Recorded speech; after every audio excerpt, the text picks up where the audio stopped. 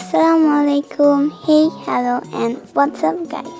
আজকে আমি তোমাদের জানাতে যাচ্ছি বিটিএস কিম তেয়ং এর 10টি সিক্রেট ফ্যাক্ট সম্পর্কে, যা প্রত্যেকটি আর্মিরই জানা উচিত।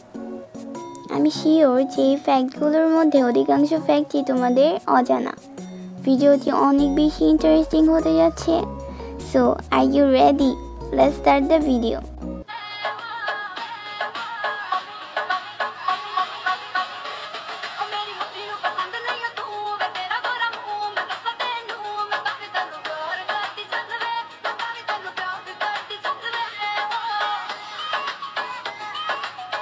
Fact number 1। বিটিএস সদস্য কিম তেয়ং ডেগো প্রিন্স নামে খ্যাত। তার শহরের লোকরা এবং কিছু ফ্যানরা তাকে ডেগো প্রিন্স নামে ডেকে থাকেন। ডেগো হলো তার জন্ম শহর। তিনি তার শহরের মানুষ এবং ভক্তদের কাছে খুবই প্রিয়। Fact number 2। তোমরা কি জানো ভিয়ের দুটি পালিত কুকুর রয়েছে? একটির নাম সোফিয়ন, যা ভিয়ের বাবা মায়ের কাছে থাকে, এবং অন্যটি ইয়ন্তান, যা ভিয়ের কাছে থাকে। Fact number 3। তার কখনোই বিগ হিট এন্টারটেইনমেন্টে অডিশন দেওয়ার কথাই ছিল না। এটি হয়তো তোমরা সবাই জানো। ভি একবার তার ছোট্টবেলার বন্ধুর সাথে বিগ হিটে অডিশন দিতে যায়। মূলত অডিশন দেবে তার বন্ধু। সেখানে তার বন্ধু অডিশন থেকে বাদ পড়ে যায়, কিন্তু ভিকে দেখে বিগ হিট এন্টারটেইনমেন্ট তাকে অডিশনের সুযোগ করে দেয়। অবশেষে প্রায় 3 বছর ট্রেনিং করার পর 2013 সালে তিনি বিটিএস সদস্য হিসেবে আত্মপ্রকাশ করেন। Fact number 4। আর্মিদের কাছে 30 ডিসেম্বর একটি বিশেষ দিন, কেননা এই দিনটি হলো আমাদের কিম তেয়ং এর জন্মদিন। Fact number 5। Why is Kim Taehyung stage name is V? তার স্টেজ নেম ভি কেন? প্রত্যেকটি কেপপ সদস্যদের একটি নির্দিষ্ট স্টেজ নেম দেওয়া হয়। বিটিএসে জয়েন করার পূর্বেই তার জন্য 3টি স্টেজ নেম বাছাই করা হয়। সেগুলো হচ্ছে ল্যাক্স, সিক্স অ্যান্ড ভি। সেখান থেকে তিনি সবচেয়ে সুন্দর নামটি বেছে নেন, ভি। আর ভি নামের অর্থ হলো ভিক্টোরি, অর্থাৎ ভিকে দিয়েই বিটিএস এর জয়যাত্রা শুরু হয়। Fact number 6। Artist V. তোমরা কি ভি এর পেইন্টিং ক্ষমতা সম্পর্কে জানো? বিটিএস সদস্য ভি রং দিয়ে খেলতে ও আঁকতে ভালোবাসে। রং দিয়ে বিভিন্ন কিছু তৈরি করা, ফোনের কভার কাস্টমাইজ করা এবং জ্যাকেটে রং দিয়ে স্প্রে করা ইত্যাদি কাজে তাকে প্রায়ই দেখা যায়। স্পেশালি ভি ভিনসেন্ট ভ্যান গগের আর্ট অনেক পছন্দ করেন।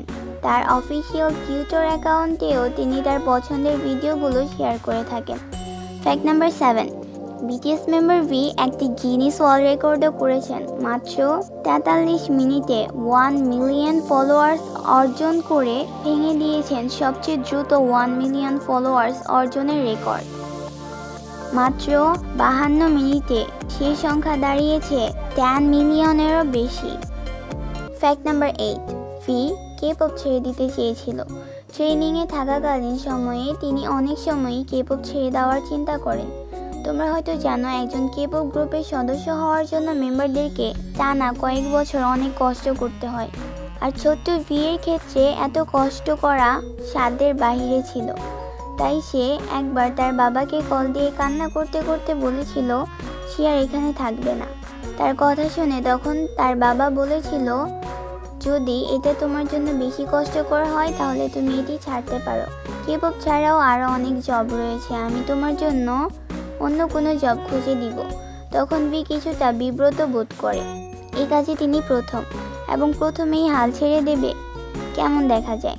অতঃপর তিনি মাইন্ড সেট আপ করে সে কখনোই হাল ছাড়বে না। যত কষ্টই হোক না কেন সে টিকে থাকবে। কথায় আছে না, কষ্টের ফল মিষ্টি হয়? ভি এর ক্ষেত্রে তাই হয়েছে। Fact number 9। তিনি ভ্যান্টে দ্য ফটোগ্রাফার নামেও খুব পরিচিত। তিনি খুব ভালো ছবি তুলতে পারেন। এই কেপপ আইডল মিউজিক, ফ্যাশনের সাথে সাথে খুবই ভালো ফটোগ্রাফি করেন। তিনি তার ফটোগ্রাফি শেয়ার করার জন্য ভ্যান্টে হ্যাশট্যাগটি ব্যবহার করেন। Fact number 10। মূলত তিনি লেফট হ্যান্ডেড ছিলেন। শুরুতে তিনি লেফট হ্যান্ডেড হলেও সময়ের সাথে সাথে তিনি ডান হাতেও সবকিছু ঠিক করে করতে পারেন। এখন বিটিএস এর বিভিন্ন রান বিটিএস এপিসোড বা যাই হোক না কেন, তাকে দেখে বোঝার উপায় নেই যে তিনি একজন বাঁহাতি ছিলেন। এবং ভি একই সাথে 2 হাতে 2টি আলাদা লেখা লিখতে পারেন, যা পৃথিবীর মাত্র 1% মানুষ করতে পারে। আশা করছি ভিডিওটি তোমাদের পছন্দ হয়েছে। তোমরা ভি এর সম্পর্কে এই তথ্যগুলো আগে থেকে জানতে কিনা তা কমেন্টে জানাও। সো আজকের ভিডিও এখানেই শেষ করছি। আল্লাহ হাফেজ, আসসালামু আলাইকুম।